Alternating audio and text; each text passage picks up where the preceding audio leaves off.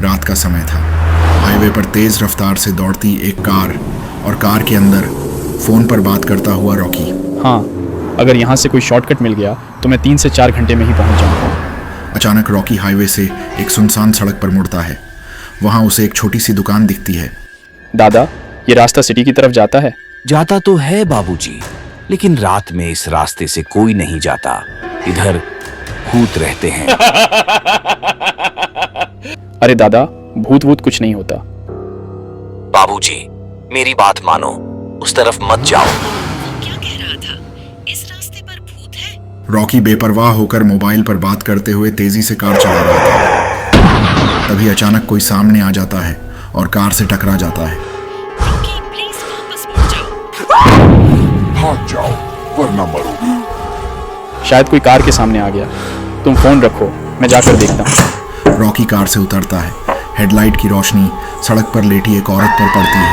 अचानक वो औरत उठने लगती है। उसका चेहरा धीरे धीरे भयानक होने लगता है और वो एक चुड़ैल में बदल जाती है। मेरा नाम सिमरन है। कुछ समय पहले मेरे पति की मौत हो गई। पुलिस ने उसे नेचुरल डेथ कहकर केस बंद कर दिया, लेकिन मुझे सब बहुत अजीब लगा। मुझे नींद नहीं आती। अजीब अजीब सपने आते हैं, जैसे मेरे पति किसी मुसीबत में हो। मैंने ये सब अपनी दोस्त साया को बताया था। 3 दिन पहले वो उस जगह गई, लेकिन तब से उसका कोई पता नहीं। उसी ने आपका नाम लिया था। प्लीज हमारी मदद करो एडी।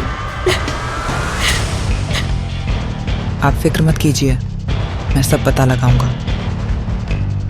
एडी अपनी लैब में साया का मोबाइल ट्रैक करता है।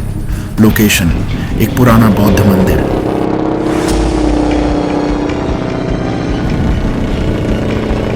कुछ घंटों बाद एडी साया के लोकेशन पे पहुंच जाता है। एडी मंदिर के अंदर जाता है। चारों तरफ शांति थी। एक कमरे से हल्की रोशनी आ रही थी। साया बेहोश पड़ी होती है। एडी उसे उठाने लगता है। लड़की से दूर हटो और अगर जिंदा रहना चाहते हो तो यहां से चले जाओ। साया की हालत देखकर एडी गुस्से में आ जाता है और मंक के साथ जबरदस्त लड़ाई शुरू हो जाती है।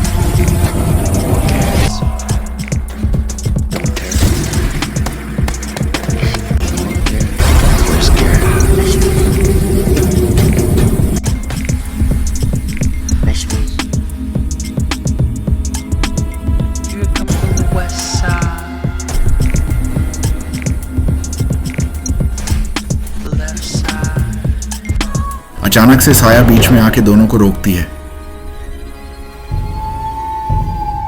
एडी, इन्होंने मेरी जान बचाई है।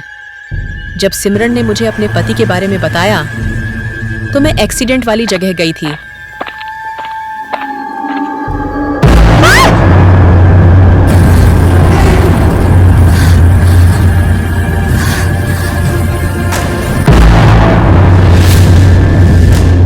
वहां रॉकी मिला।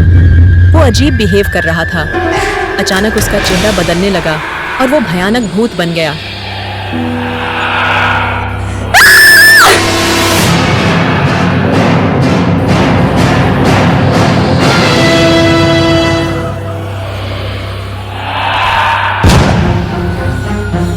उसने मुझे पकड़ा और मेरी आत्मा खींचने लगा। मैं कमजोर होने लगी। मेरी आंखें बंद होने लगीं।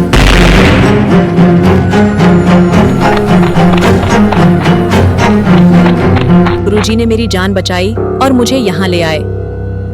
ये दुनिया प्रकृति के नियमों से चलती है, लेकिन कुछ लोग शक्ति के लालच में इन नियमों को तोड़ते हैं। उन्हीं में से एक है सिम्बा। सिम्बा दुष्ट आत्माओं की मदद से पुण्य आत्माओं को गुलाम बना रहा है। जितनी ज्यादा आत्माएं, उतनी ज्यादा उसकी शक्ति।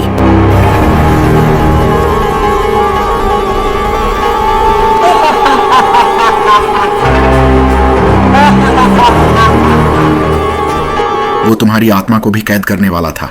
अगर उसे नहीं रोका गया तो वो अजेय बन जाएगा। मैं उसे रोकूंगा। मॉन्क आगे बढ़ते हैं और उसे सिम्बा से लड़ने के लिए विशेष शक्तियां प्रदान करते हैं। याद रखना, ये शक्तियां तुम्हारी रक्षा कर सकती हैं, लेकिन सिम्बा को हराने के लिए तुम्हें अपने डर और कमजोरियों को हराना होगा।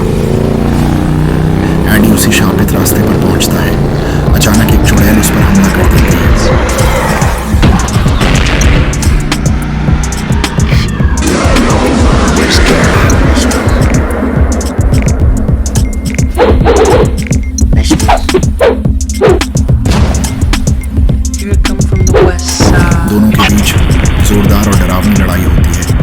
चुड़ैल ज्यादा देर तक एडी के सामने टिक नहीं पाती। एडी गुस्से में चुड़ैल को पकड़ लेता है और सिम्बा का ठिकाना पूछता है। डर से कांपती हुई चुड़ैल आखिरकार सिम्बा का ठिकाना बता देती है। एक भयानक जगह, वहां ध्यान में बैठा होता है सिम्बा। तुम बहुत दूर तक आ गए हो, अब तुम्हारी आत्मा मेरी है।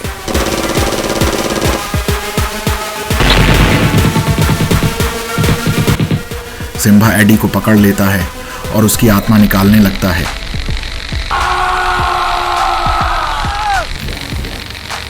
धीरे धीरे एडी की आंखें बंद होने लगती हैं। एडी एक अलग ही दुनिया में पहुंच जाता है। चारों तरफ आग, राक्षस और डर। तभी वहां मोन प्रकट होते हैं। डरो मत एडी, तुम जीतोगे। अचानक एडी की आंखें खुलती हैं। उसने अपने डर को हरा दिया था। एडी ने अपनी शक्तियां एकत्रित करके सिम्बा पे जोरदार वार किया।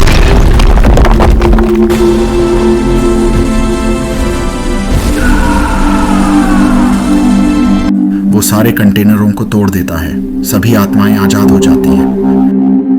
आत्माओं के आजाद होते ही सिम्बा कमजोर हो गया और वहां से भाग गया। धन्यवाद एडी, तुम्हारी वजह से रॉकी की आत्मा को शांति मिली।